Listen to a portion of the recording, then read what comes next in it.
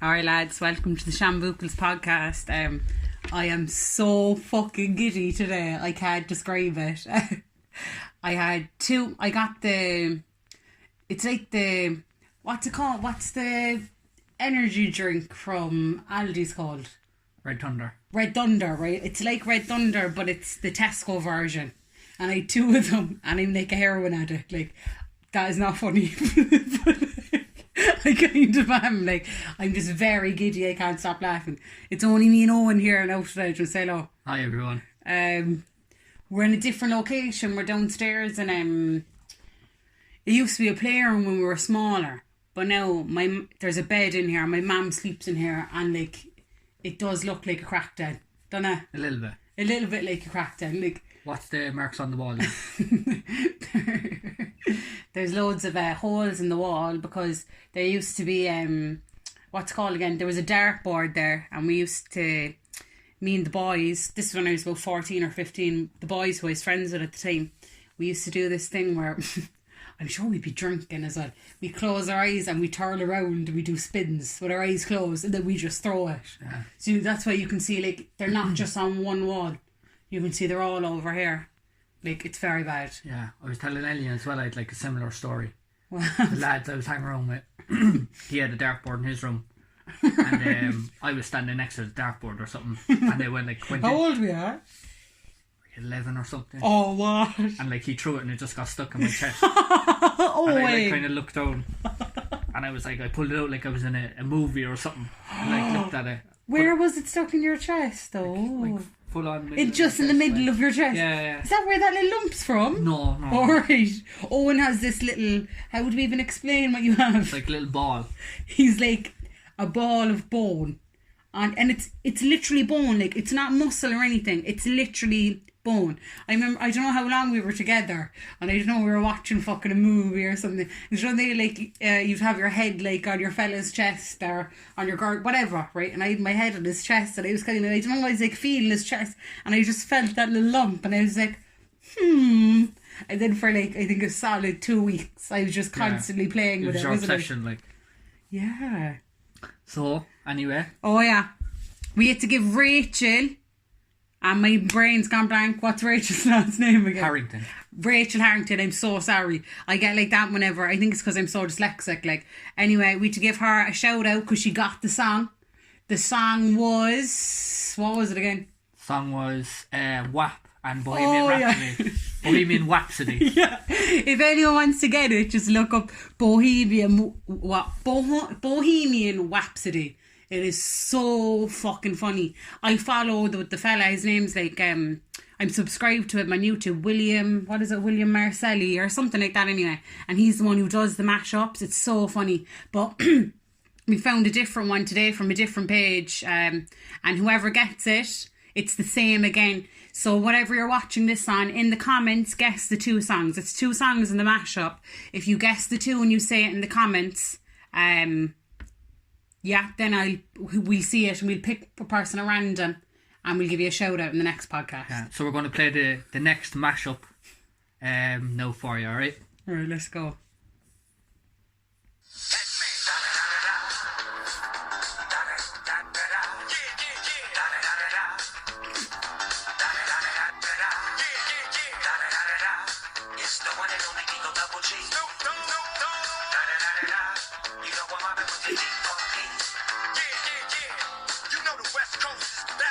Alright, keep it going away.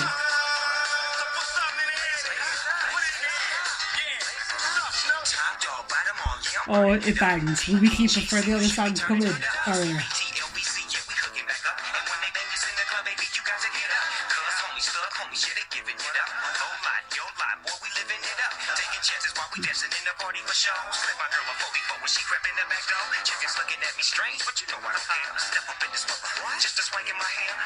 Oh, it's taking ages, I know. I know, it's coming, it's coming.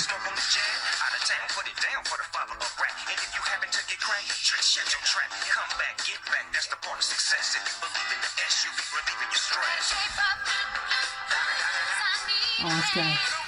We got it, right? There we go. I thought that was much sooner, that bit coming in. Well. But like, because me and Owen are waiting to press pause, like, to finish it. Like, people are just listening.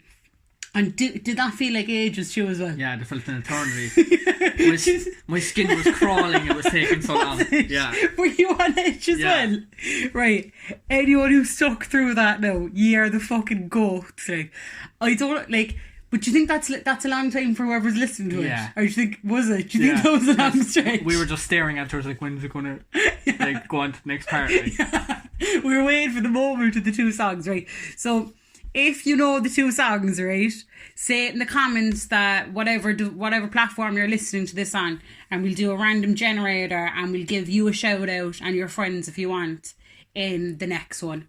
Yeah, we put a post as well on, and you put it on our Facebook page and on the Shambuckles page on Instagram. We're looking for people to come onto the podcast as well and share stories. Oh yeah, we should mention that while we're on it now as well. Yeah, so we're basically just have a look, and it kind of explains what kind of people we're looking for to come on. Yeah, what we've started to think of doing anyway was Joseph might come in now to say his farewells to you.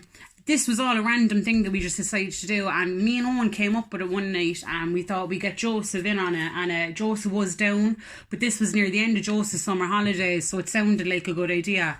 But Joseph now, he's boxing, and he's back to school, and it's his leaving cert year and stuff, and it's just too much, and he said that he'd just come in and out when it suited him, but I decided that's actually not the best idea. I'd rather do something else, and I'll explain it to you in a second. But so Joseph's not going to be taking part anymore. I think he's going to come in and say his farewells to you in a minute. But whenever I was thinking about that, like with Joseph not being available, I thought it was a good opportunity to get someone else in on the podcast, like guest speakers, like once a week if we can. And whether now, like if you're listening to this right now, and if you have some like a past, if you've went through something, that's kind of what we're looking for. Someone who's suffered with their mental health or with addiction, or just suffered with anything, like I don't know if you're in hospitals or if you have a family history or something, and then the skills that you taught yourself to come over, like what got you through it, whether it was fucking, I don't know, playing games on your phone, or if you actually learned certain skills, whatever it is, because that's what I want people to learn about, because there is people who don't know any skills of how to cope with what's going on, and everybody has different stuff. So I just think it's really important to do that, and it can be completely anonymous. 100%, you just had to say that to us. It'll be fully anonymous. You don't even have to come and do it with us. Like, you can literally just send voice notes or even just a message, and we'll read it just like that. It's completely up to you. But I just think it's a really good opportunity, like. Yeah, so like if you do share your stories with us in whatever way you come on, you can either come on to the podcast, you could send us a message and we could read it out on air, or keep it anonymous, or if you want to be mentioned in it. It's completely up to you, but like we have a podcast, you might as well try and do something good with it while have a laugh at the same time as well. You know, because obviously there's loads of people out there, young people as well, that are going through things, and they might feel like the only person on earth that's going through it, and it's usually not the case. So, you know, someone might want to write into us, or, you know, get on to us, come on the podcast, share their story, and someone listening out there might be like, oh God, that really sounds similar to me. Or do you know what actually as well that I just thought of? Someone who is actually, this just came into my head there, someone who's fucking suffering as well, who doesn't know how to cope, can even come on. They can even just send us a message saying like, alright, look, I'm just going to make this up off the top of my head. My mum's really sick and I have no, my income, I've no source of income at the minute. I'm not talking to my friends about it. I feel completely lost. And that's all they have said to us. And we'll say that on here, right? And we'll know the person because they sent it to us. Whether they want, I'd say that would be anonymous, but it's up to the person. And then someone who's listening to this right now, like, there is going to be someone out of everyone who watches this. I think we had 400 people who watched the last episode.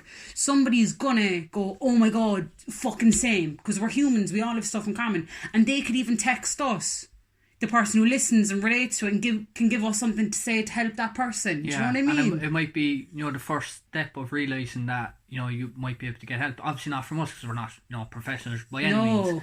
But we can maybe even point you in the right direction where you could go to look for to get proper help if you need it, you know. Or you could be someone that had a problem before and have recovered, and you can share your story of what methods, I think Enya said earlier, like what methods you did to you know, get yourself on the straight and narrow, basically, like. Or if you're like, if at the moment you're suffering, you don't know how to get out of it, fucking literally just text just that. It doesn't have to be, you don't have to have a happy ending. Do you know what I'm saying? It doesn't need to, you don't have to say, I learned all these skills and it's brilliant. You can text anonymously if you're going through shit as well, because someone's going to hear and someone's going to understand.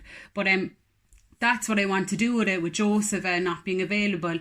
But then we had all these ideas planned for today and stuff, and I'm after getting some people for the next few weeks kind of sorted and stuff like that. And I think it was this morning even. I think I was like cleaning around the house. I got a bit of an energy spark this morning for the first time in like 6 fucking months, but it was nice while it lasted anyway. And I was like, fuck. I was like, how are we going to get people on here and ask them their stories and we didn't share ours? Yeah. Do you know, I thought of it and I was like, it don't make fucking sense, because I know a lot of people would know my story from Instagram, but I think it's just in a highlight, you know, so not everyone knows it. And the same, not a lot of people know my own story. You know what I mean? So I thought it'd be really interesting. So in today's episode, I want to talk about body positivity. I put up a poll on my Instagram. I got lots of messages saying that in particular. We have a Reddit story we want to do as well. And I think, will I do my story today? Yeah, if you want. This one, right. So, right, I have body positivity. I got a lot of messages about that. And I don't know, did you ever suffer with that? But like, whenever I say body positivity, I mean like, it can be self-image too. It doesn't have to be, I don't like my body. Like, it can be, like, you don't like something in particular. Yeah, I don't know much about it. Like, what actually, you know, could you explain it for me? Like, yeah, so with body positivity, my example of it would be, like, I think, fucking, what am I now? I'm 13 point something stone, right? And whenever I was about 16, I think I was 10 stone. And I was really fucking insecure about stuff that everybody had. Like, I have a little dots on my arms. Like, you can see I have like a thing called like chicken skin, right? It's not actually called chicken skin. I think it's called something prolosis or something like that. Most Irish, do you have it? No? We're having a check out there now. Chicken skin competition. No, you're lucky. You don't have it that much. But like, everyone listening to the podcast just pulls up their sleeves and they're checking their arms. Yeah, let us know if you're just looking at your arm. Yeah, right now. But yeah, so I had that, and I think whenever I was younger as well, I think someone told me that I had big thighs or something. So I was 10 stone and I would wear really big clothes, and like, I was to the point where I could have wear lovely tight dresses and stuff, but I thought I was much bigger than I was. It was like body dysmorphia nearly what I had. It really was like that. I perceived myself much differently. Like, sometimes whenever I'm after stopping it because I've worked on it a lot, but it was something I used to do with Joseph and my mum, because I was just, it was like I couldn't see my reflection properly. Like, I thought I was a lot bigger than what I was, and I'd compare myself to other people in the street, to other heavy people, and I'd say to my mum or Joseph, I'd say, and they would be quite heavy people. Like, I'd say 350 pounds, 400 pounds. Would you see that person and be like, oh, I'm like the same size as that person? I fully thought I was that size. Right. And Joseph's walking around now. I don't know if he's coming in or not, but he might know it. And I full on used to say to Joseph, no other way, I would have said, am I that size? And he would look at me like, with a big shocked face, going, of course you're not that size. And he'd nearly think I was joking. Yeah. And I wasn't, like, you know what I mean? So like with body positivity, it doesn't matter what size you are. That's the example I'm trying to get across. I was more insecure in my body whenever I was 10 stone. You know what I mean? And I was much more insecure. And I think a lot of it now, there's a lot of stuff on social media that's making it a lot worse. Like, do you know a lot of the Geordie Shore people? Mm-hmm. Yeah. A lot of them. And there's like this Instagram look. I have that down my notes there that I really want to talk about. It's like a lot of girls they're getting the fake teeth, they're getting lip filler. Come here, I can't say shit because I have lip filler on my top lip, right? But I'd be very careful and working out doing all those stuff because it can get fierce addictive. And that's my point in it. I had an uneven thing in my top lip and I just wanted to get it fixed, right? And that was it. I don't go in and getting fucking 5 mils. I went in and I got 0.5 just because it was... my face was very unsymmetrical, yeah. And it bothered me, you know. I wouldn't have gotten it otherwise.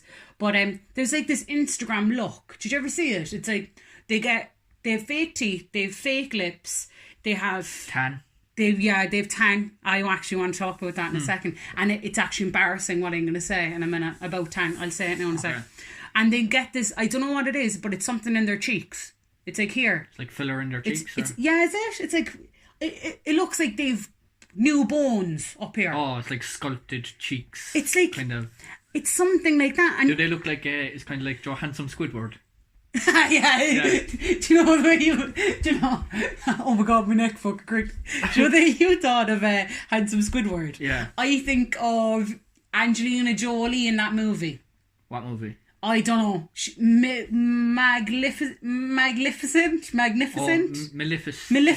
Oh, yeah. That one. But you know her, and like the jaws are out mad. Yeah, do you know? yeah. Not her jaw. That's her jaw. Her cheeks. Cheekbones. Yeah, the cheekbones.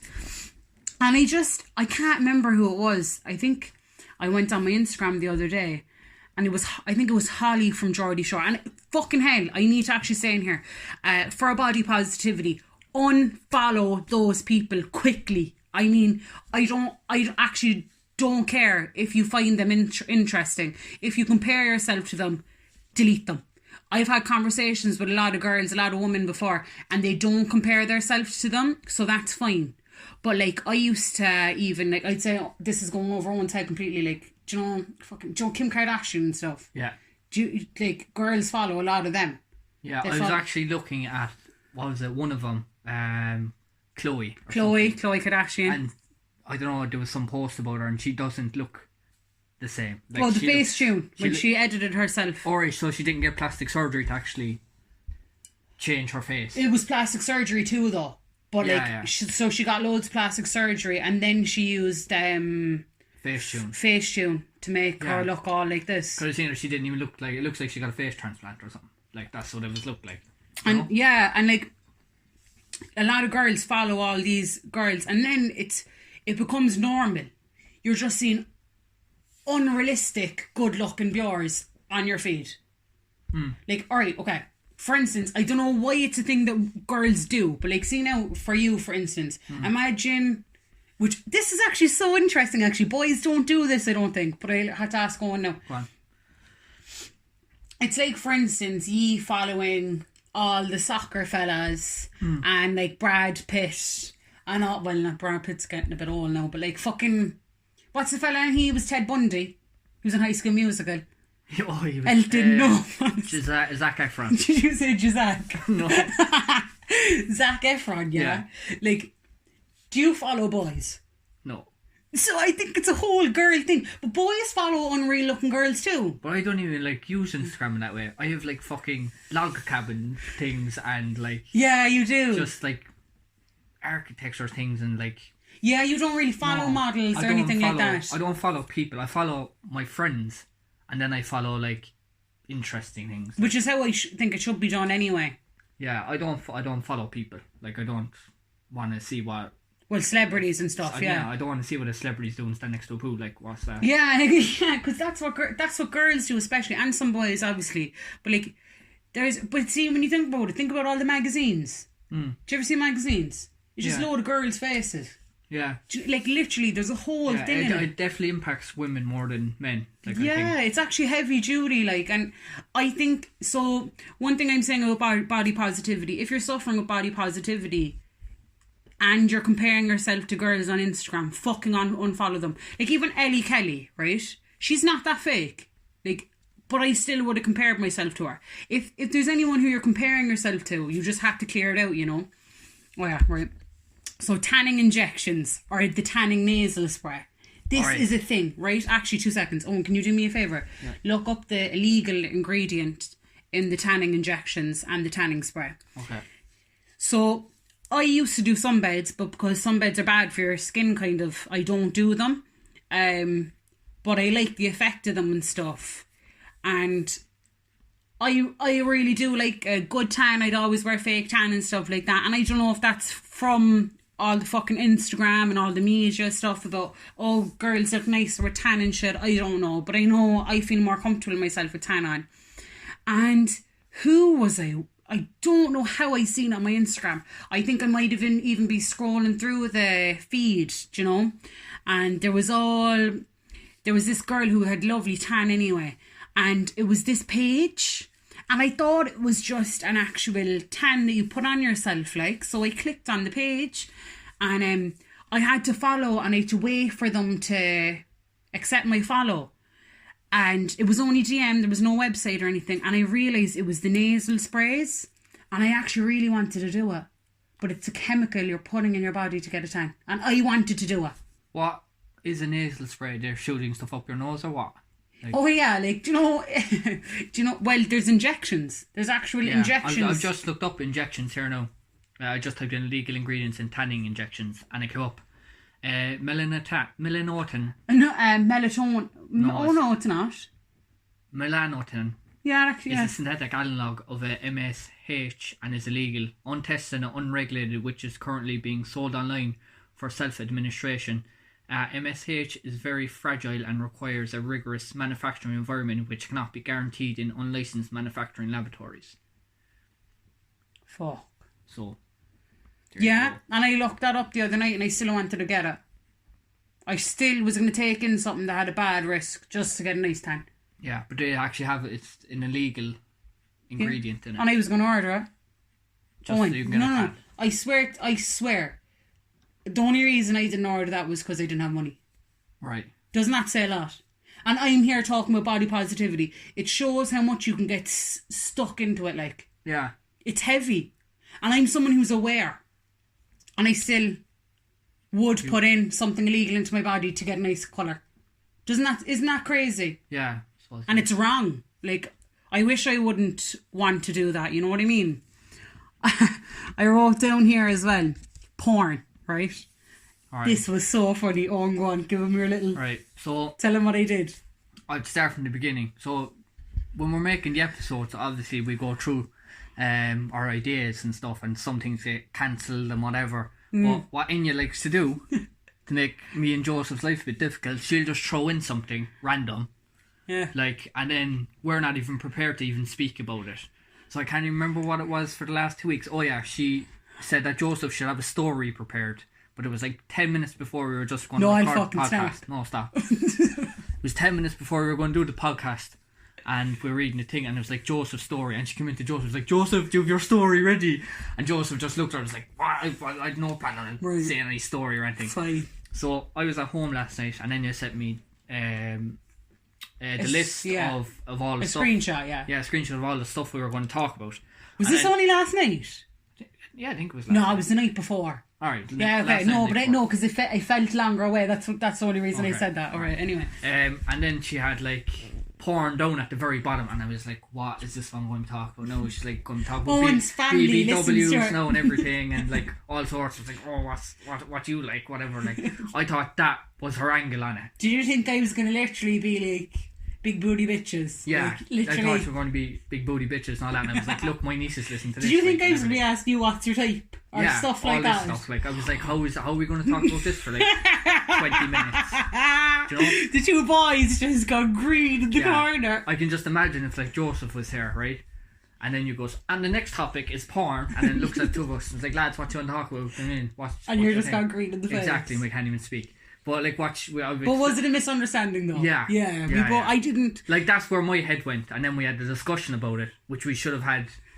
You know, obviously in person, it's a lot easier. Yeah. But we talked it out anyway, so yeah. What I was on about from porn, I actually know a girl who was addicted to porn, and I might actually ask her to come on in down the line, because it's very interesting. I always have had this thing against porn. I think it's like kind of like monkey stuff. I don't know, I don't like it. It affects me anyway. But what I'm on about is, I can't tell you the source of where I found it, but there's some page I follow on Instagram, and it's kind of like cartoons and stuff about self-love and stuff like that. And there was a picture, and it was like the porn industry, right? And it was like a girl's bottom half, you know, and it was the porn one. You know, like completely flawless, like playgirl, like fanny, like, do you know what I mean? Oh, yeah. And it looked just amazing. Not one hair. Does that tie into like kind of body positivity? See, that's where I was going, yeah. Okay. Do you get me now, yeah? And it was like this beautiful fanny with not one hair, not one spot, whatever. And then the next photo, so like, then a beautiful one said like porn industry vagina. And then the next picture, this was drawn now, like, it wasn't real, like. And then the next one was just a normal one. And then it was the same with a boy. It was like a porn dick that is like a fucking horse dick of like a Greek goddess. A Greek, what's the opposite of a goddess? God. Oh yeah, great. I'm fucking. That was a bad step for me, Yeah. wasn't it? That was a new low. It was like a Greek horse god dick. Like, then the next picture was like a real looking dick, and I was like, do you know what? Like, I have a lot of things against porn, yeah, and like a lot of people can disagree on stuff like that. But the one thing is that you have to agree, porn does have an unrealistic body image thing on it. Like, Yeah. it really does. It completely does. I always rant about porn, like. Yeah, you do. You always want to talk about it, like. I always rant about porn. Like, what my angle on porn was, like, do you know your man Ted Bundy? Mm-hmm. That serial killer fella. Mm-hmm. He had, like, his main thing was, he was, like, addicted to porn. Yeah. And, like, that's why his head was so fucked up. And he had this weird fucking Yeah. sexual fantasy of killing women. Because I think with porn, it levels up. Like anything. Like, and look, you're a boy.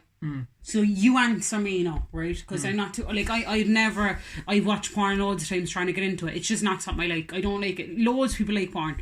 Like, more people like it than people that don't like it. Do you know what I mean? I've always felt weird because I don't like porn. It's always been something I've even been embarrassed about. I don't even know if girls, like, if a lot of women watch it. Do you know? No, I think so. Yeah? I honestly do. Like, a lot of my friends that are girls, I've asked them, well, like, I don't know if they watch them, but they don't have a bad opinion on it. Do you know what I mean? Yeah. Do you get what I'm saying? I remember you had a thing as well. And it was like, what was it? Women trafficking? Yeah, there's a lot of Sex trade or something. human trafficking going on in porn. Like, once me and Owen were talking about something and we looked up porn. Sometimes me and Owen would look up porn for the fucking laugh, like, because there's crazy shit out there, like, and we'd look it up for fun, you know what I mean? Like, and he told me that there's this genre of porn, like, of like really rough, horrible stuff, and I was like, oh my god, really? And he showed it to me, and like, two of us were watching it for, like, we weren't watching it for any fucking sexual pleasure whatsoever. Like, it was just out of complete interest, you know what I mean? And I remember I said to Owen, I was like, do you think the girls are actually even in it willingly? And Owen was like, I actually don't know. Yeah. And I was like, oh my god, like, it made me feel so mad. But what you were saying about Ted Bundy, I don't know if I'm right or wrong, but like, do you know, with like smoking weed, first you get really stoned off one joint, and then you need 2 joints. Yeah. I don't know if... Oh, you need to, like, yeah, I know what you're saying. Do you think with porn, like, Ted Bundy had to level up? Yeah. Do you know what I'm saying? Like, he definitely first started off watching little titty wanks or something. Yeah. And he was very happy with that. Yeah. And then he had to level up.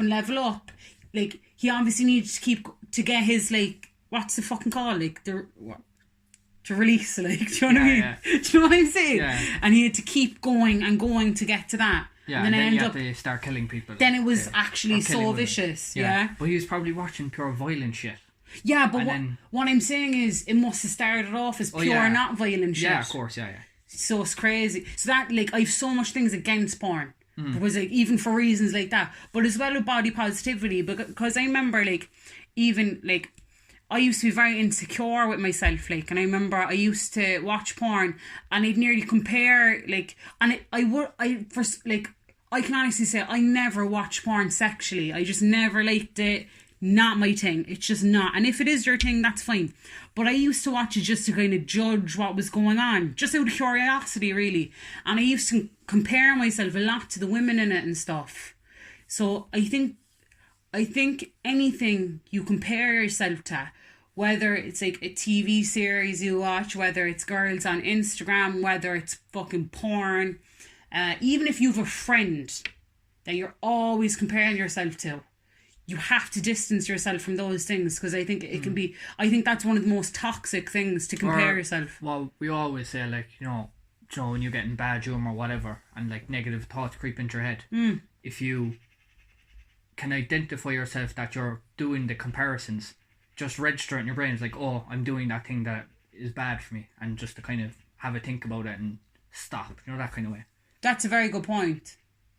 Like, make sure, like, if you can identify those thoughts in your head, You're preaching. Because do you know what? Whenever I seen that girl Holly, And what's her name? Do you know her name? Holly, the girl who was in Geordie Shore or something. No. She had the Don't know. big red hair. No. No, right. Holly something. Anyone who's listening knows anyway what I'm on about. And she was the one who came on my feed with the big things in her face, up the top of her face. And I remember I was looking at her skin. Her skin was very flawless and stuff. And actually, because I've done so much brain training and stuff, I did what you just said that you should do. I did notice myself making the judgment, and I said, hang on, this isn't real. Like, right, see if you see a beautiful girl, even if you, and it's even comparing yourself to girls who walk down the street. Like, this is what I do, and this actually helps me, it's weird that it helps me, but it helps me.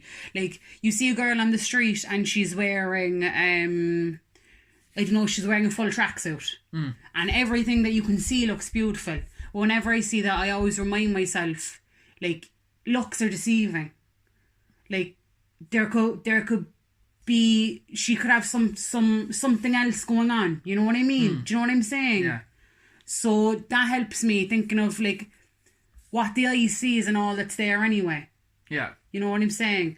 Like the girl who's wearing really nice leggings or whatever could have like a dick between her legs and she's hiding it. Do you know what I mean? No, like... Alright, yeah. Probably not the best explanation. Like, No. She might have eczema. Yeah, no, but there's nothing wrong with having eczema. That's why I tried to go to the highest one. That's why I tried to go as far as I could. No, I have eczema. But she might be self-conscious of her eczema. Like. Yeah, right. He explained what I mean. Yeah, that's what I'm not saying there's anything wrong with having a dick between your legs if you're like, I don't know, you're trying to be a girl. Like, I'm not coming for people who are like that, whatever. But that's what I mean. That's what Owen said, that I couldn't verbally suss it. You don't know what they're insecure about. That's what I mean. Like, you can't see what they're hiding. That's their insecurity. That's what I fucking meant. But thank you. Thanks for that. No problem. You gave me a little help there. 2 seconds, guys. I'm just looking at the thing. Oh, yeah. So these are my tips. I just want to talk about those things that I have a problem with about body positivity. These are the skills I've learned in the last I'd say the last 2 years for dealing with body positivity. Looking in the mirror, right? If you're suffering with body positivity issues, get naked and look in the mirror, right? Owen's like, what? Do you ever do this? No, I don't have a full-length mirror in my room. Like, if I want to see myself naked at home, I have to stand on the bat. And I'd have to do it in like 3 parts. I'd be like, alright, shoulders to head, nipples to belly button, and then like I'd have to get like a second mirror. Have you ever seen your full body? Yeah, of course I have. Yeah. How then? How have you seen it? Oh, then? in your house. Oh yeah, I have the full body mirror. Yeah. And then I'd have to get like a second mirror to like fucking reflect your. And you're body positive, aren't you? I don't see it. I'm not. Is that the hack? Don't have a mirror. No, I'm joking. I'm just like, I don't realise it's a thing. Like, it's not a thing to me. Yeah, it's just something that doesn't bother you. It's just yeah, my body. Like. Yeah. Yeah. But whenever I'm looking in the mirror now, before I'd like, if I was ever, and like before I would never purposely got naked to look in the mirror, like, because that'd be something that would upset me. Like, but see if I got out of the shower and I was like, oh, I forgot my towel in the bed, and if I caught my eye in the mirror, I would have been just looking at my body going, yuck. Like, I would have looked at every bit and go, ugh. And then I'd naturally go, ew, look at that bit, look at this bit, look at that bit, Would you do it in your head or verbally? In my head. Oh, yeah. Right? Okay. One's trying to get it. And me were going around screaming. But so that's really beneficial. To look in the mirror, if you're suffering with really bad body positivity issues that's having a big impact on your life, I'd say look in the mirror once a day. Fully naked, if you can do it, it's the best way to start, would be fully naked. You could do it first in a bra and knickers or in your jocks, you know, if you're a boy. If it's just too far, that's a step too far. But and see when you automatically look in the mirror and your brain automatically goes yuck, or like, ew, look at that, look at this, look at my skin here, whatever. Actually go, hold on now a second and ask yourself what you like. Like, remind yourself that your skin is such an important organ. Like, you have limbs. Like, look at your skin and go, oh my God, my skin actually looks soft. Or look at your eyes and say, oh, I have lovely eyes. Like, or say like, oh look, I'm symmetrical in this sense. don't look at things you don't like. Start looking at the things you like. And come here. Whenever I first done that, I didn't like a lot of things. I think all I liked was the skin on my chest, or the top of my chest, because I've smooth skin there. Like, I don't have smooth skin all over my body. And I looked at that, and I always liked my eyes, the colour of my eyes. So I'd say, oh, I like my eyes. This would be all in my head. And the more you do it, the more you like. And I promise that is really beneficial. That could sound very small, but it really works. But I suppose as well, it's like, maybe, I don't know if men have it. They probably do. There's some men out there with it.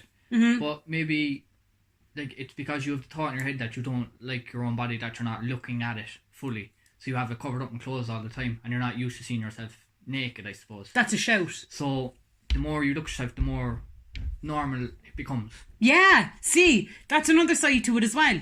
Yeah, the more you look at it, the more normalised you become with it. Yeah. So, like, think the more you look at it, like, you won't even see. Yeah, because if you're so accustomed to it. If you're avoiding the mirror, when you do see it, it is going to be abnormal to you because you're not even used to your body. That's a really good point. That is, like, if something scares you, you should try and do it.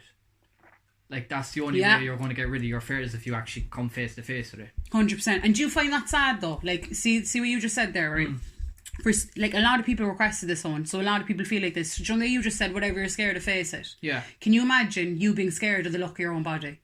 Because you've never suffered that. Can you imagine that? Yeah, it must be hard. Like, it's heavy, like, and especially I know some people who have it so crippling, like, to the point that I never had it, and I can only imagine, like, because. But you know, I can't even imagine how I felt like that 2 years ago. And there's not a lot of things that I done to make it better. That mirror thing was really helpful. Looking in the mirror and picking what you like. If you hear your brain if your brain goes, oh, I hate that bit, don't look for another bit you don't like. As soon as you notice it, you have to make the choice to look for the good things. And you have to purposely do that all the time. And the more, like, I think we have, I can't remember now exactly, lads, off the cusp of it, but I think our brain, I think we've, like, I don't know, I think we get like 30,000 thoughts a day or something, right. And like 28,000 are automatic. Right. So, like, me looking in the mirror going, yuck, that's automatic. That's just an instant thing in my brain. But then for me to go, oh, hold on a sec. Hold on, my body's lovely. My brain's like, what? Why are you saying that for? We had to do it a few times. And then the nice thoughts become automatic. Yeah. If you stop, when you notice the bad thoughts, if you stop it, they actually lessen. And the more you say the good thoughts, the more it works.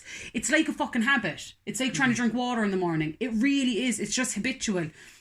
And it does feel false. I have to say that. Whenever you feel like you don't like what you're looking at in the mirror and you're going, oh, I like this bit, I like that bit, you feel like you're doing something kind of weird and wrong. You feel like you're kind of lying to yourself or something, because deep down you don't feel like you like what you see. But stick with it, and after doing it for 3 times you will like what you see more. That's just, it's a fact. Another thing I would have a huge anxiety about was putting on clothes. Oh my, I'm still a murderer for it. Do you ever see, I'd say Owen actually doesn't even know this, so I'm going to tell him right now, right? Go on. Do you know, whenever I order clothes, which I don't know anymore because I'm broke, but remember when we were first together and I was ordering clothes and they'd come, and you'd be like, oh, try them on, I want to see. Yeah. Did you notice I'd always be like, oh no, I have to do it in a while? I divide it. No. Did you never notice? See, I played it off well. I remember one, for instance, I got stuff off Fashion Over. Remember the clothes that ended up being massive? Alright, yeah. Remember you were really excited to see me in them anyway? Yeah. And I remember I was like, no, I can't do it right now. And remember now whenever I was showing Instagram my Shein stuff, I do it in the room first and then I come in and show you. Alright, yeah. It's because I have this thing that I'm going to look horrible in clothes. Right. So I want to see first before I show you. Right. Isn't it? That's how mad it goes. But I used to be a lot worse with it, like, right. Yeah, I remember, like, one time you got, like, clothes and you got a dress and it was like 3XL. Yeah. And I was looking at lads, I was like, hold on, who is this for? Do you know what I mean? Is this for? It was like, it's a US website as well, so it'd be, and you know, in the USA there's more obesity and stuff, so 3XL. Yeah, it was like, it was, honestly, I'm not lying, lads. Now, do you know, I'm size 14. I'd say it was a size 24.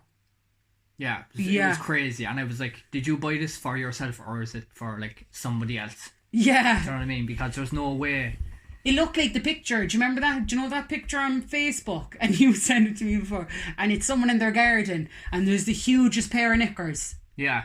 Do you know that thing? Yeah. What was it again?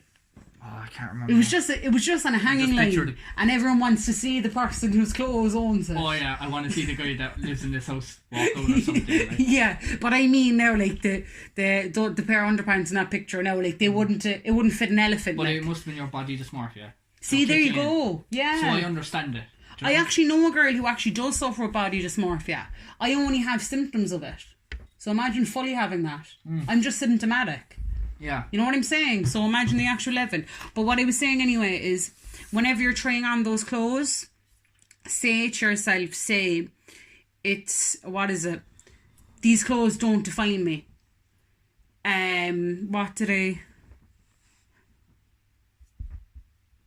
Yeah. Say it's the clothes, not me. The clothes are ugly, not me. The clothes don't fit well, it's not me. Instead of the other way around. And I still had to do that every time before I put on clothes. I had to do a deep breath when I get the kind of nerves seeing all the clothes. I had to say, if these clothes don't look nice on me, that is the clothes' fault. It's not my fault. And that actually really helped. It was really, really helpful. And do you know if you're ever... This is another one now with a mirror. Do you know if you're ever... I don't know, I'm just picturing myself walking down Carrigaline Village. This obviously happened to me before or something. Strutting your stuff. Strutting down Carrigaline Village. What am I wearing? Black slides. Black slides, black leggings. No bra. No bra. No knickers. Black t-shirt. Black t-shirt. Just strutting around like I know what I am like. But I'd see like, do you know, a big van. Do you know the mirrors they have? Do you know when the mirror's facing your way and you're kind of walking towards it and you can kind of stick your head and have a little nose? Yeah. Every time you see a mirror, straight away go, I like what I see. Go, I like what I see. I like what I see. And it becomes automatic. It actually works. It really works. And it's really, really efficient, I mean. So that would be my things for body positivity. Those are the three main things that helped me. So looking in the mirror naked and picking what you like. Become, like what Owen said, become used to looking in the mirror. That's actually a really good point. When you're trying on clothes, or like not even trying new clothes, when you're putting on clothes for the day, say these clothes do not define me, right? And as well, if you pass any mirror, just on an automatic day, tell yourself you like what you see, and you'll slowly train yourself. So now we have a story, a Reddit story. It's a boy, isn't it? I'm not even sure. Haven't even looked at it. Why did I assume that's a boy? I must have read a little. I don't know. Very sexist of you know. Yeah, it was a bit sexist, isn't it? Yeah. Right, do you want to give it a read? Right, so sorry for the noise, lads. I'm just placing down the phone. So I don't know what time you're listening to this at. If you're going to listen in the morning or whatever, if it's night. But this is a very long story, so feel free to fall asleep. You know, if it's bedtime. Yeah. So I'll start anyway. So the heading of the story is hiding my staple addiction and making my family think I was a heroin junkie. Right. So there's the headline. That's heavy enough. Wow. Okay. Brace yourselves. And we haven't read this. No, yet, so I think it was only the headline. I think I had a quick scan to the first paragraph, but there's loads of paragraphs. Yeah, so we'll have a discussion obviously after we read it. So, ever since I was a kid, I loved to fiddle around with staplers, playing with the automatic ones and doing dumb stuff like any child would open the manual ones and swing it around, stuff like that. One of my favourite things to do is to open up a new strip of staples and break them apart before putting them in. Running my fingers through the staples, counting them, breaking them apart. Loved it. There are 210 staples in a standard strip, and sometimes I'd break off each individual one until my finger hurt. I've even found strips with 209 and 211 a few times. This progressed from me messing around with staples in Miss Grady. What's a staple though? Is it just the things you put in the stapling gun? Yeah. Like these are just that little small thing that you staple pages together with. Yeah, the little metal. The things that come in that little packet with all the staples. Yeah. Alright. What the fuck? Okay. Okay, so where was I? Sorry about that. This progressed from me messing around with staples in Miss Grady's second grade class to buying a box of staples every other day to play with them. Oh, he was playing now. Yeah. Okay. To literally have a collection of different brands and sizes of staples in my college dorm to break apart. I had a problem, but no one was hurt, so who cares? It's just it's a bit weird, but it's a hobby. It's only a little bit weird. Like, do you know, my mum's a bit weird. She reads dictionaries. There you go. Something like that. It's just it's someone's quirk. You're not leaving them for it. Yeah, there's like guys that like collect like old milk bottles, like, and he has like a shed full of them. Yeah. Do you know what just came to my mind there? Do you remember the fellow who was addicted to balloons? Remember he was sexually attracted to balloons on YouTube? For balloons, yeah. Anyway, imagine this is where this is going. Do you ever see the road? Imagine this fella staples his dick. Oh, I hope not. No. Oh God. Oh, no. Alright, come on. Alright. Fast forward to present day. I'm a functioning middle class adult with a wife and 2 children. I have a home, a normal car, an office job. I'm by all accounts a normal human being. I still love staples. Working in an office. No, it was just the way he was normal. Then it goes, Yeah, but I still love staples. Working in an office with a supply room full of staples was a problem. I spent my lunch break in the room opening boxes and breaking apart staples to get my fix before returning to work. It got so bad over the course of a couple of years that my boss changed our supplier because the boxes all had broken apart staples and were sometimes ripped. What's he doing? Just bending the staples, is it? I don't know. He's opening them anyway. I don't know. Right. So I had to stop doing that. I turned to Amazon first, buying 10 boxes of staples at a time for about $20 a pop. It wasn't enough. I went to 20, then 40. My wife got curious then and asked, why are you buying all these boxes of staples? But I brushed it off as work issue that I'd get reimbursed for and knew I had to change my methods. Yeah, you're going to get caught, like. Oh, imagine. Like, how long does one packet of staples last? Like, honestly, they last a long time. Well, I don't know if I've ever bought staples in my life. I think I might have bought a pack of staples before. And, like, it lasts you a year, like. Or something. It lasts you pretty long. I don't even know if he's using them. I think he's just buying them and opening the boxes. Yeah, I know. But I'm saying for his wife, who's going, like, one pack is enough to last a long time. Think about it. All the sheets pie, you just need one staple. Yeah. Like, so, imagine buying... He's saying he's buying 20 packs, 40 packs at a time of packets of staples with 200 and something staples. Imagine I was doing that. How could I explain that away? That much staples. I don't know. It'd be like, what the fuck are you doing? It's for my dad. I don't know. I just say my dad hoards staples. Yeah, blame it on someone else. Yeah. Over the course of a few months, I enabled myself. I started using cash only at different office supply stores around the town and neighbouring towns. I would sit in my car and break apart staples. Oh, he actually breaks them apart individually. Oh, that's what I can see the satisfying moment of that though. I can see that. Okay, that's more, I can understand them more now. I would sit in my car, break apart staples before going to the next door. I began to stay out late and tell my wife I'd be home soon, so I'd go buy more staples from different stores. Jeez, he got some release off of that. I'd love to know what happened to him. I opened up a new credit card to put online so she wouldn't know, but she still caught it in the mail. She got suspicious because things weren't adding up. It's not funny, but is it kind of funny though? I don't know, I'm very interested now to see yeah, it's very interesting. I hope there's a twist. You know? To staples. There must be a twist. Yeah. Didn't you find this really quickly? Wasn't this like a good story on Reddit? Like? Yeah, I just randomly came across it on Reddit. This past Thursday, after one of my late nights, quotation marks, right, I got home with a trunk full of broken staples and 10 freshly broken boxes in my passenger seat to see my parents' car at my house. Oh, it's 2,000 staples on his broke. Do you think his fingers have little lines in them? I think his fingers are torn to shreds. Like. I walked in, everyone... You must wear gloves. I walked in, everyone is sitting around like this is an intervention because it is. Staple intervention. Right, okay.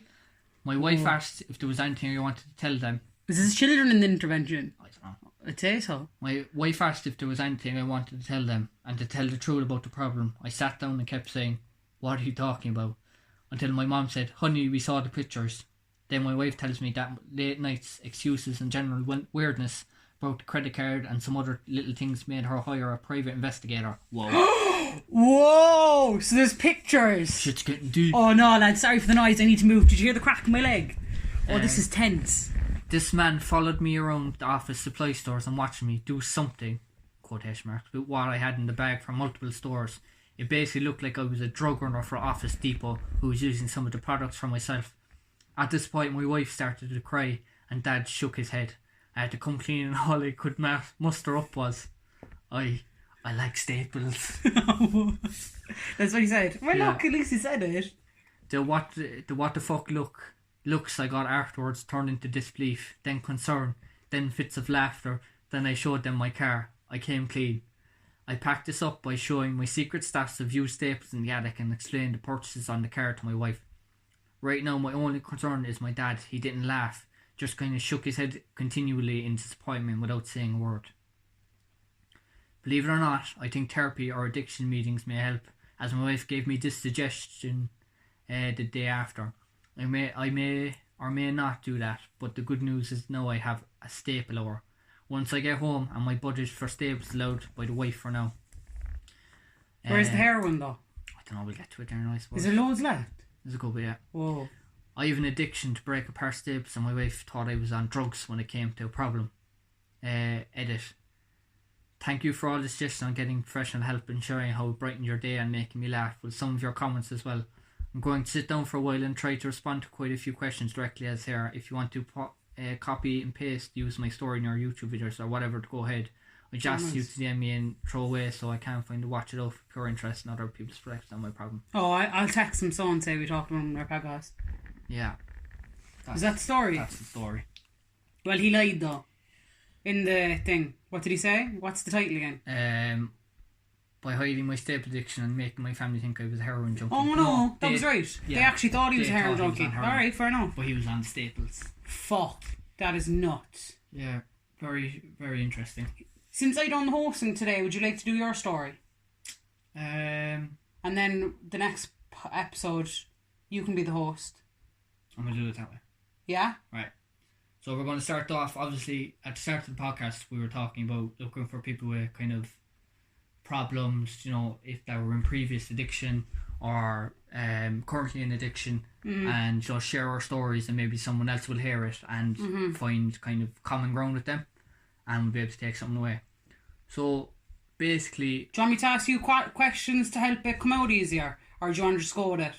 no, I'll just go. Yeah, I think. okay. You can ask me a question. Yeah, okay. Because whenever I do it, I need you to ask me. Because I'll get rambling about buying shoes or something. But you're good, yeah, so you're fine. So basically, I've stopped drinking and doing other things since February of this year. There's some things he's not comfortable in talking about because... And that's fine. That's completely fine. That's what we're trying to say for other people too. You know, like Owen can't remain anonymous right now. Yeah, obviously. Do you get me? So so there was drinking, there was... Yeah, so I've stopped taking drink and other things since February of this year. So I don't know how long has that been. February, I think you're looking at 8 months. Yeah, we're in the 10th month now. 8 months I've just stopped drinking completely, stopped getting drunk and whatever.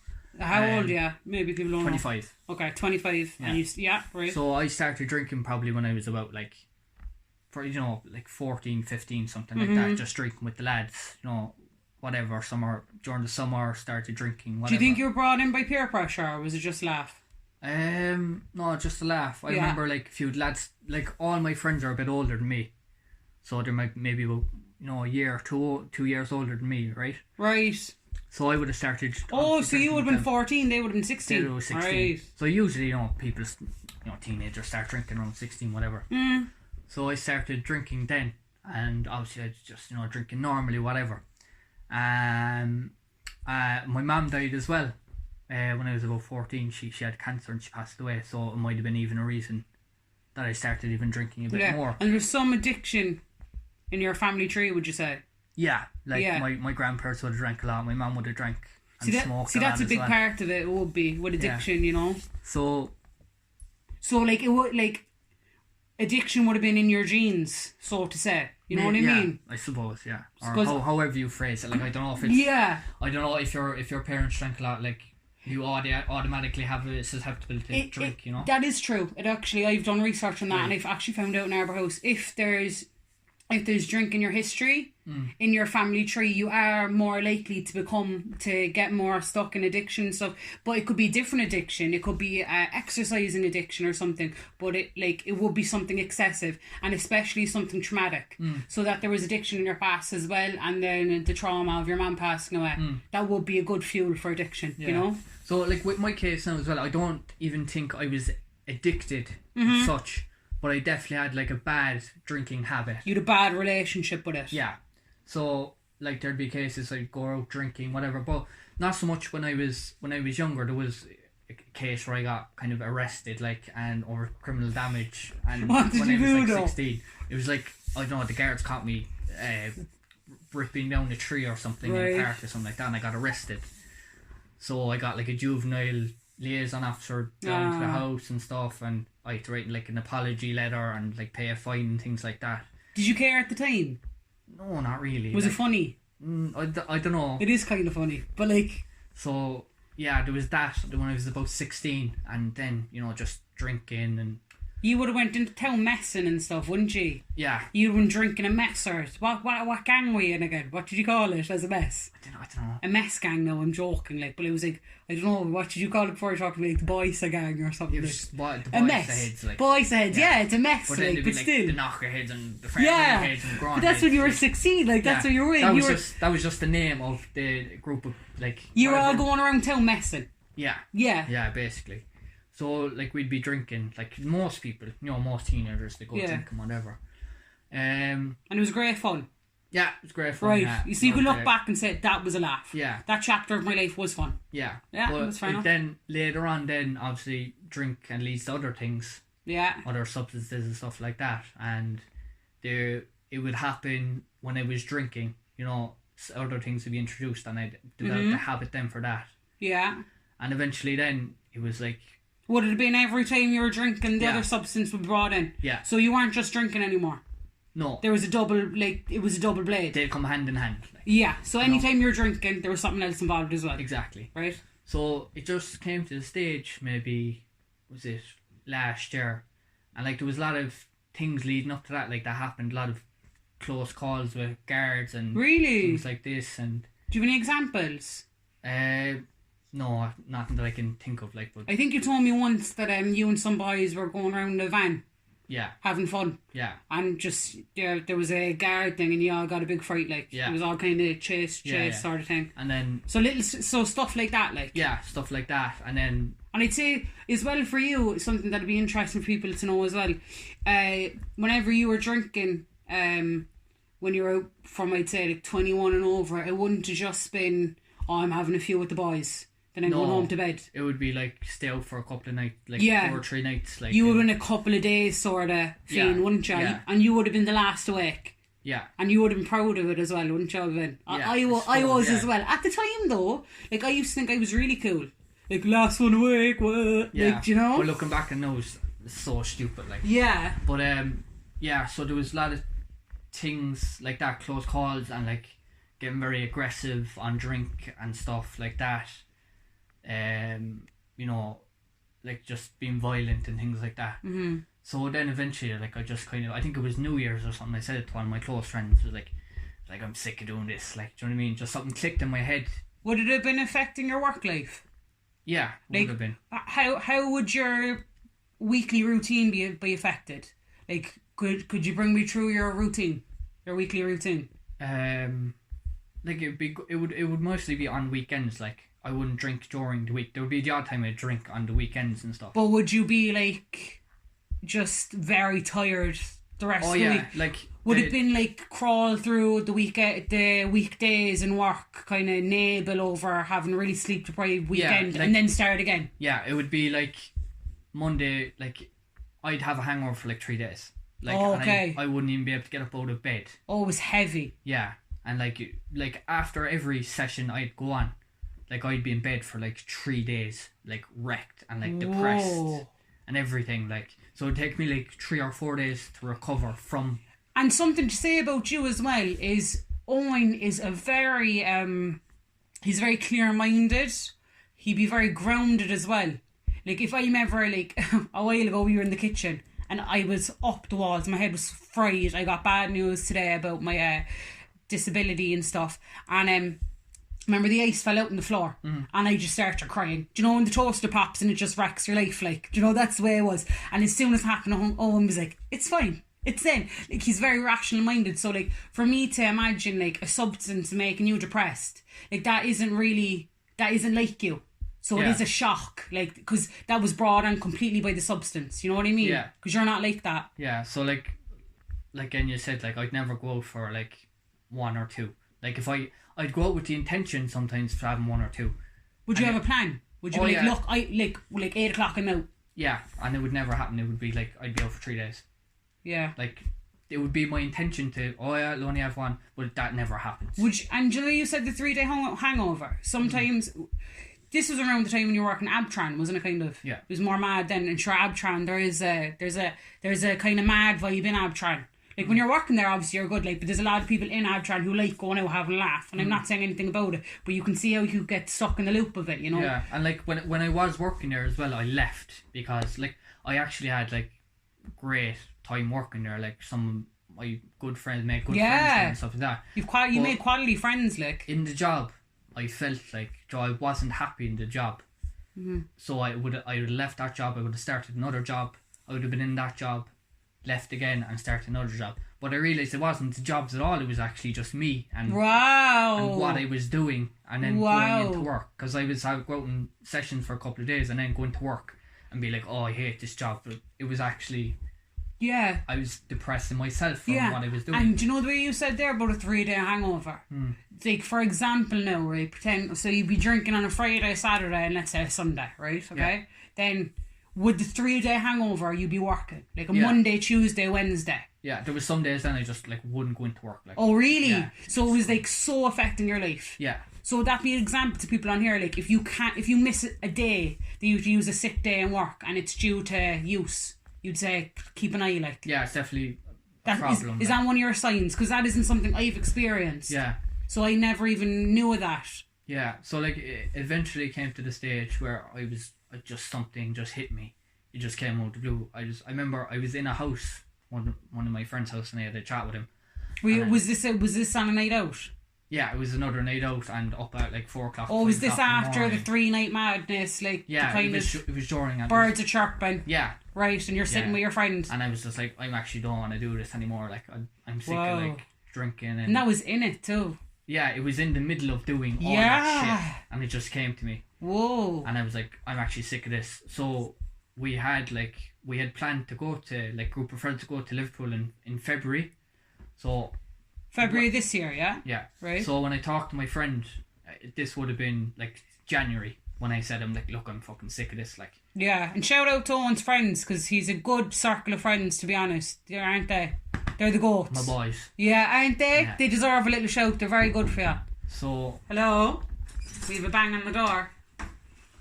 Oh, look who it is. I have an announcement to make. Do you want to give your quick announcement? Because me and Owen are in a story time. So it's about his story. I have a lot on my plate at the moment, lads. Just starting my leaving cert year. Yeah. I have a big competition coming up, and I'm trying. Oh yeah, for fuck's! I didn't even say that to everybody. I only told them about you're busy with boxing, but tell them. Yeah, I've the All Ireland Championships there. When is it? October. Yeah, and aren't you like training every day nearly? Yeah, every day, sometimes twice a day. Saturdays and all, like. Except, well, I'll have a day off, like 1 day off, like. A week. Yeah, 1 or 2 a week. Yeah. So. But anyway, back to the point. I have to drop out of the podcast, lads. I have too much on my plate at the moment. I've a lot of homework. I'm training all the time, and this is just one more thing to worry about. Well, that's fair enough. That is more than fair enough, isn't it? Of course, and you're more than welcome to come in anytime. Yeah. Yeah. At all. We'll have to bring you in on because I did say to Joe says it's not going to work out. And you did bar me from the podcast, like. Right, I kicked him out of the band. Right, She kicked me out of the band. The vibe was kind of Scooter Rock.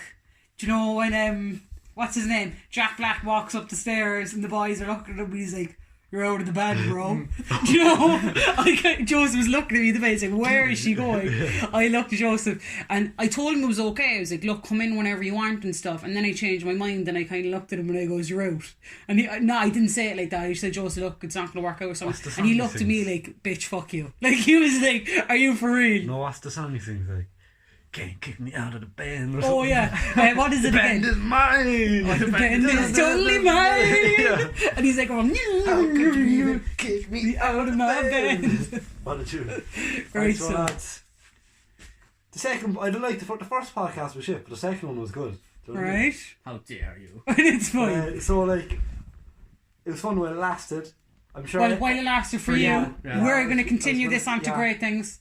Right. If you would have let me finish, I Bit was going defensive. to say that. Like. Right, go on anyway. Yeah, it was fun while I lasted in it, but I'm sure Enya and Owen will do great things with this podcast, Thank you. and hopefully a few sponsors will get on board Thank you. and take this podcast to new levels. Loads of nice and interesting guests. And it's Nice. not goodbye, it's just see you later. See you later. Love it. Fist bump. Fist bump. Are you getting a fist bump? He's Fist out. bump. Fist bump, double fist bump. Peace out. Joseph. Peace out, motherfuckers. Goodbye. Right. Anyway, So we gave your friend a shout out. yeah, so We were just at that stage. I remember you were just on about going to Liverpool. so it was January where I got you. It just came to me. I was like, look, I'm sick to fucking drinking and everything that it comes with, you know. So I said, look, we're going to Liverpool in February. I'm still going to go, but like that's going to be like my last hurrah. That was basically. like the big fucking. And can I ask you a question out of interest? Because when you've done it well. I wasn't really. You'll hear my story next week. I never was like really. I was not cool at it. Like, but anyway, were you like? Was it in your head? You were like, this is the last one. I'm gonna fucking go. Were you like, I'm going in? Like I would do with dieting. Like I'm starting on Monday and going in, or was it just a kind of? No, I'm playing it out. No, I just kind of fucking played it out like. Oh, so you were sick of it to the point that you didn't even want to go mental either. No, I still like I had a ball. Like it was actually a serious trip and it was brilliant. Like and everything. But like I still went out. Like what? And can I ask you a question? What? Would it have been a serious trip without drinking and stuff as well? No. Really? No. Interesting, Yeah. isn't it? But it was like I had to do it like one last time. You know. Because it was a drinking event, wasn't it? Really, it was Yeah. the whole reason you went it was a to whole drink and sesh, stuff. Like, you know what I mean? was a Yeah, it whole wouldn't be a thing. sober thing you do. No. So February, that was my last thing. Well, do you know what date it was in February that you It was got around that? Valentine's. I think it was Valentine's weekend. Right. So that was it. Last thing done. Boom. And I haven't been drinking, taking things since. And you haven't really wanted to either, have you? No, like at the start, there was like I had to talk myself out of it. No, like well, I suppose when did I start? When did we meet? Well, that's a whole other that's a thing. whole other story. Yeah, it like. really is. Do you know what? Maybe the next podcast that we do, we literally just do our story. Yeah. And then my story at the end. It'll be literally. Yeah. I think we'll actually do that. But yeah, me and Owen actually met up for the first time. I'd say it was the end of March, start of April. Yeah. It would have been then. So you were saying there that it was hard, that you were getting, it was hard for a while or something. You were Yeah, saying. there was like spells where I'd get like a craving for it, like to go out. But I'd have to just recognize, like what I do, like is recognize the thought. I'm like, you know, don't let the thought of wanting to do drink or drugs or whatever, don't let it like manifest and like, oh, don't entertain the thought. Like, Don't entertain like think of the thought and like what I always said, like turn on the light switch. Owen has that, and it actually does really work. So I was like, I identify. It sounds stupid. I'm not trying to be mean on, but Yeah. the first time he said it to me, I was a bit like, shop. But Yeah. then I actually did it. Yeah. And it really works. It's like, it actually, your brain can like picture a dark room and then you flick it on and you kind of go, oh. You can actually see what's going on then. Yeah, it's you know? really effective. So it's like when you're getting those negative thoughts, what I think in my head anyway is basically you're getting these negative thoughts, but the room is pitch black and you're getting these negative thoughts. And then when you switch the light on and you can see, oh yeah, why am I thinking these things? Like I shouldn't actually be thinking these things. Yeah. Do you know that way? You're identifying them and then you're like talking to yourself saying, okay, I'm just not going to let that manifest in my head anymore. Like, you know? And then go off, do something to distract yourself from it. Yeah. Do you have any... What would be your warning signs for other people?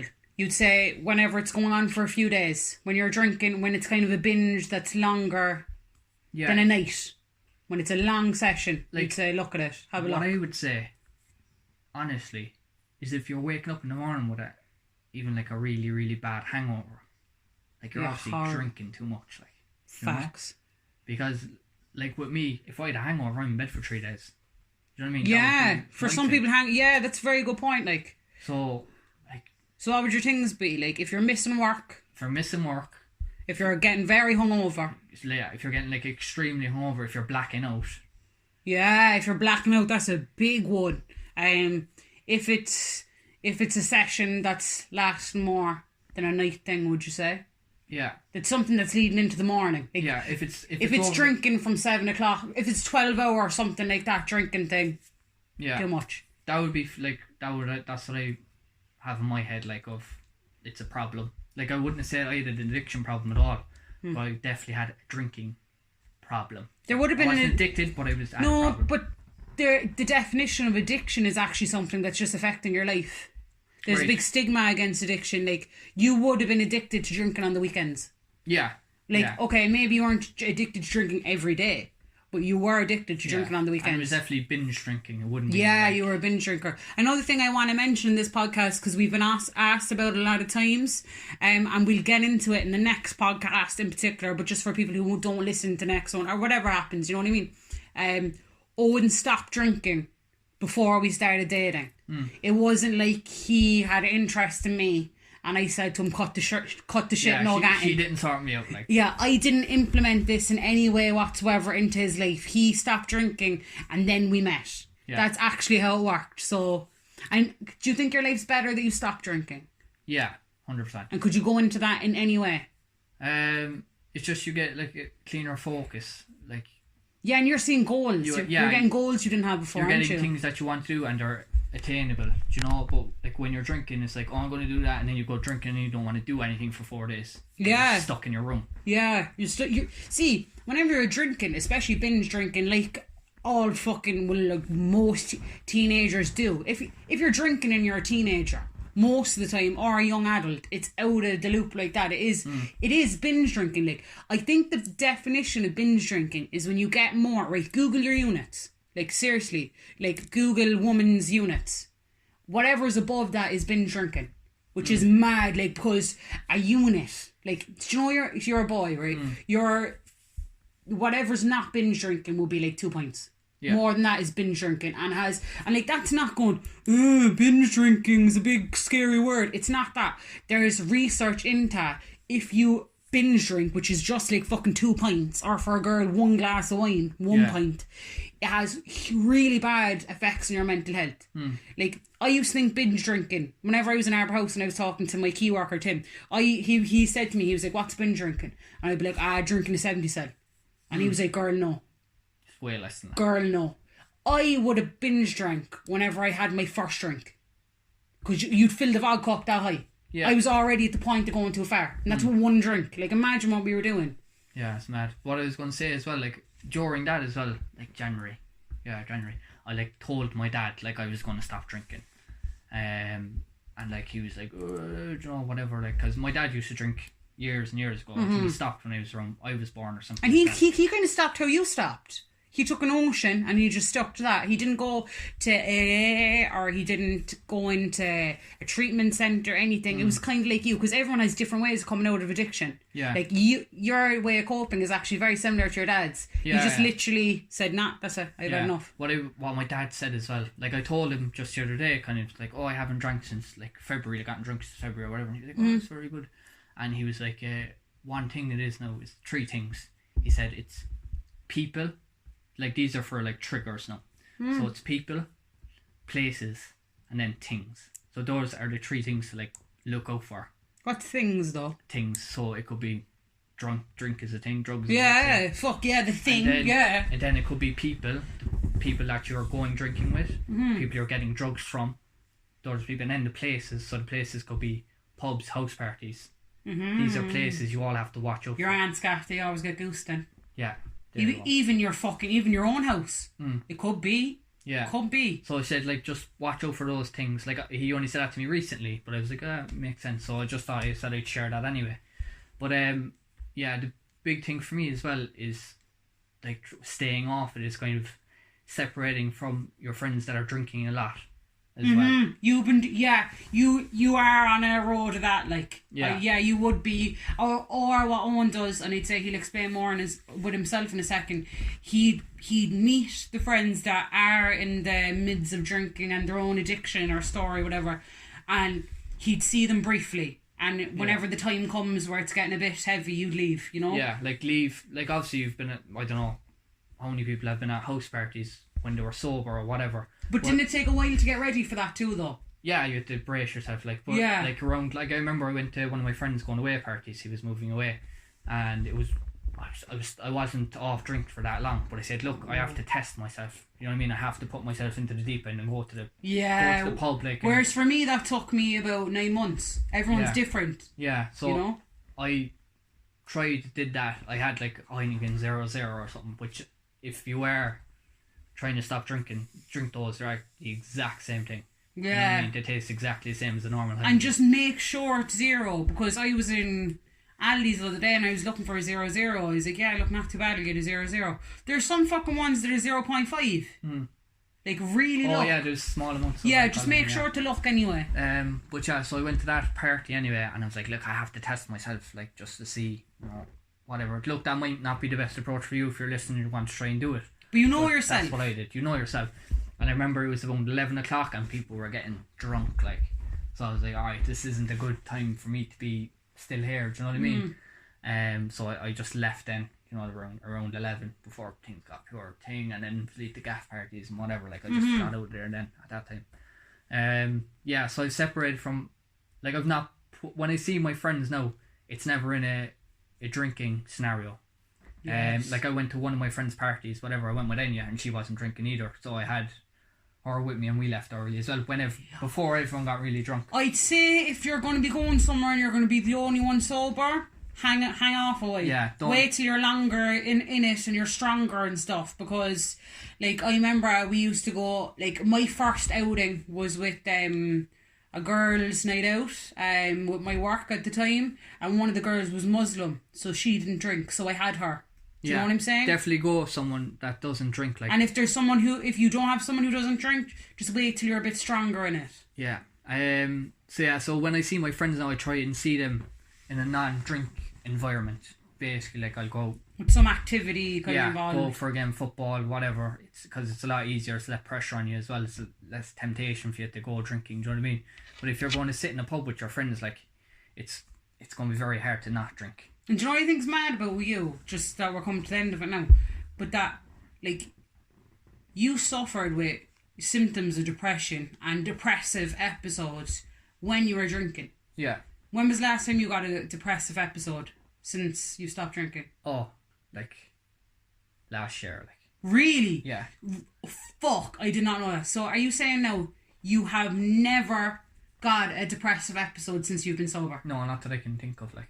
Like, I think that speaks volumes. As well, with that as well, along with the kind of depression episodes, what I call is, like, what would happen to me is, like, self-inflicted anxiety. Yes. So basically you're so hungover, so not able for anything, and you need to be somewhere. So I would do it, like, for work. I'd, like, make up an excuse in my head that I shouldn't go to work. I would like rationalise it for myself. Right. But yeah, because you have to rationalise it for yourself first, so so you can make the excuse. Yeah.